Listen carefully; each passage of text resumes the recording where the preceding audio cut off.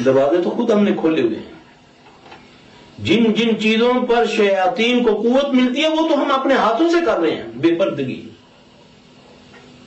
ساز، گانا، بے حیائی، حرام حلال کی تمیز کوئی نہیں، رزق جیسا جیسا ہے.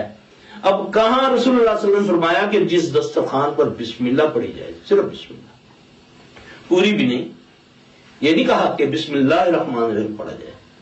جس گھر کے دسترخوان پر بسم اللہ پڑھی جائے وہاں اس جگہ کے شیاطین یعنی جن وہ اپنے چیلوں کو کہتے ہیں چلو بھائی یہاں نہ سونے کو رات نہ کھانے کو کچھ، اور ہم پوری بکرا پڑے اس کے باوجود ہمارے گھروں میں شیاطین آئے.